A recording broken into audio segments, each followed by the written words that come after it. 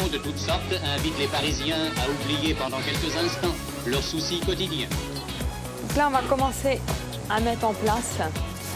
Allez, c'est parti. Plus de hauteur, plus de vitesse. Les jeunes recherchent beaucoup ce genre de sensation.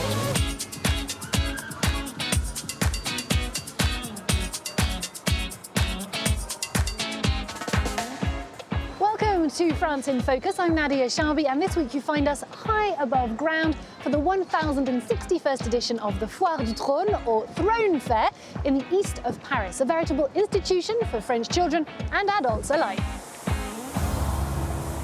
Every spring and for 2 months, the site is open to the public 7 days a week, come rain or shine. And it's hard to believe, surrounded by such dizzying roundabouts, that Europe's biggest fun fair first started out as a gingerbread festival 11 centuries ago, in 957. But as we'll see later in the programme, all is not fun at the fair, as France's long-standing tradition is under threat, especially in city centres. But first, let's take a look at the rich history of this particular form of entertainment. Bankers and merchants, travelers and street entertainers. Fairgrounds in medieval France gathered people from all over Europe, for business and for fun. The French word for fairground worker, or forain, means someone who came from outside the city, who moves from place to place. There's a French expression that translates to paying in monkey money. Fairground workers, instead of paying to enter city gates, would give performances. As they had monkeys, this expression was born. In the 19th century, fairgrounds were divided into specialized sections. One area for merchants, selling wine or books, for example, and another for entertainment, where the latest inventions, like this electric bicycle merry-go-round, fascinated visitors. The merry-go-round was bicycles instead of wooden horses was a novelty. When bicycles with pedals and chains were invented in France in the 1860s, they immediately became just as popular at fairs as on the road. People learned about speed. 70 kilometers per hour was incredibly fast at the time. People learned about new forms of transportation. Fairs were a place of discovery, fantasy, and sometimes love, as seen in the film Children of Paradise. Ah, vous avez souri. Ne dites pas non, vous avez souri. Ah, c'est merveilleux.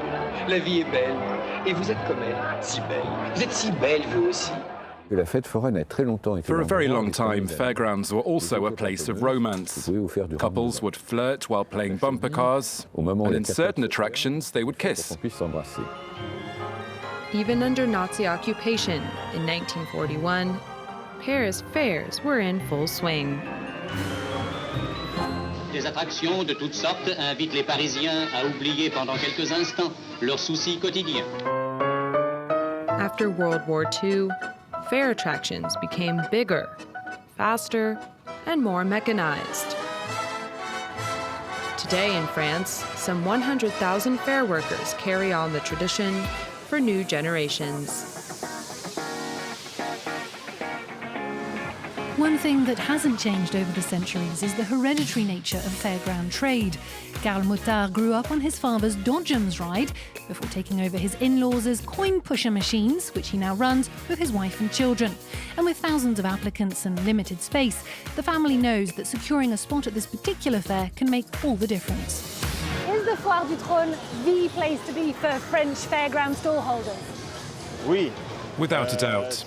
It's the first fair of the season, so we can't wait to get started. And it also gives us a trend, a sense of how business will go during the months to come. So yes, we always look forward to the Foire du Trone.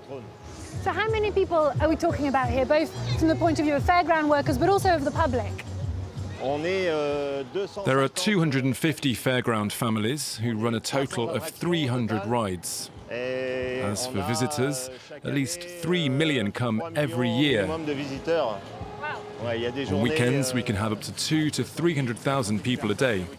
And so this is an annual gathering. Is it as much a personal as it is a professional highlight of the year? Of course. We're always happy to arrive here because it marks the end of the winter lull, and we get to see people we often haven't seen for almost a year. So it's a real pleasure to work together again, but also to socialise, which is why, before the fair opens to the public, we always stage a bit of a celebration. French fairs have changed a lot over the years. Do you notice that? Is there a pressure to always come up with bigger, scarier, shinier rides? Yes, it's changed a lot, and it's evolved very fast.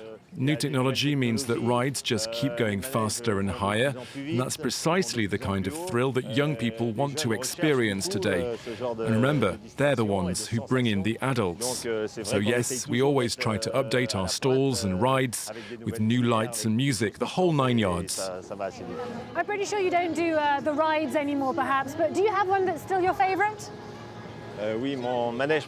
Yes, my favourite is still the bumper cars, because that's the ride that my parents used to have when I was a little kid. So I know it by heart, and it brings back memories, so that's my favourite. Well,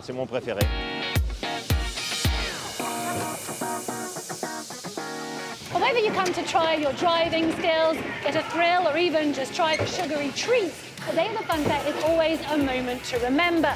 But to find out more about what it's like to live on the other side of the merry-go-round and have this as your place of work, we followed one family as they prepared for this year's edition.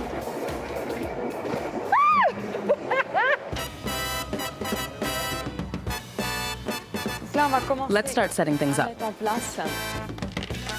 It's the same ritual every year. Everything must be ready for the opening of the Foire du Trone. There's something for everyone. People who like soft nougat will not necessarily like semi-hard or hard nougat, and the other way around. Karine Maillot has roamed France with her stall since she was 18. She sells all the typical fairground staples, from sweets to donuts, churros and candied apples. Let's get started. She knows all the recipes by heart, and now she's passed them on to her son, Harrison, who's been working with her for a year. She's not too hard on me, but she's very careful about the quality of the products. Everything has to be perfect. Karine herself learned the trade from her parents. She comes from a family of fairground workers that goes back 9 generations. In the 1950s, her great-grandmother was among the first to sell marshmallow at the Foire du Trone in Paris.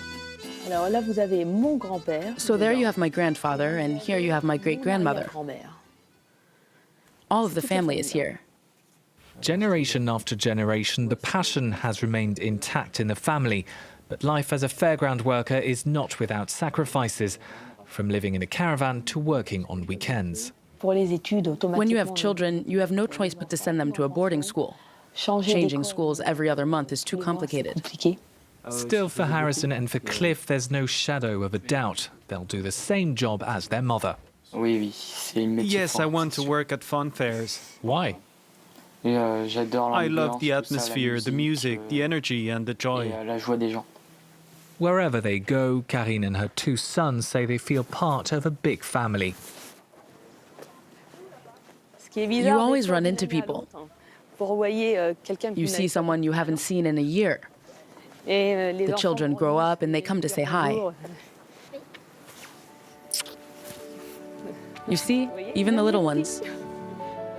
For Karine and her son, there's no time to lose. They have to prepare for 60 days of festivities. Well, as we've just seen, Karine's children are determined to pursue the family tradition, but unfortunately their way of life could be under threat. A recent change in legislation and a shortage of space in city centres has led some towns to displace and sometimes even turn away travelling fun fairs and rides, much to the despair and anger of those who, for generations, have plied their trade across the country. Their anger painted on the front of their trucks. Fair workers rally in Le Mans, protesting a decision from local authorities to move the fairground to a site 6 kilometers outside the city. This fair has spent over a century in the same spot, and now we're basically being wiped out. Local authorities say keeping the fair in the city center was unfeasible. The site can no longer house increasingly large rides or handle the crowds. Some fairground workers had a tendency to spread out from their assigned spot into alleys and side alleys, and each time the town hall was left to repair the damage. So this isn't about excluding fairground workers, it's about containing the fair here in Le Mans. In Nancy, the fun fair opened as usual at the end of March, but retaining this prime spot downtown has come with compromises, like agreeing to turn off the rides at 10 p.m. If we were forced to move, say, 10 kilometers away from here, our revenues would be divided by 8 or 10. Everyone knows that the Nancy Fun Fair is here and nowhere else. It would take years for our visitors to get used to any relocation. Another cause for concern, an ordinance approved in July 2017 that requires municipalities to issue a call for bids for all public entertainment sites. We all know how much work a call for bids involves, but fairground workers travel to 30 or 40 towns every year. How can you expect us to deal with 40 different bids and a ton of paperwork each time? It's impossible to get your head round. And Paris is no exception to the controversy. After 2.5 decades on the central Place de la Concorde, Marcel Campion's Ferris wheel was forced out in May last year, with a court ruling in favor of the town hall's decision.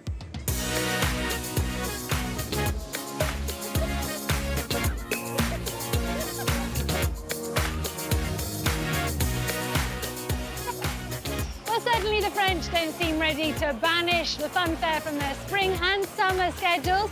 That's all in this edition. Thank you for watching. Stay tuned to France 24.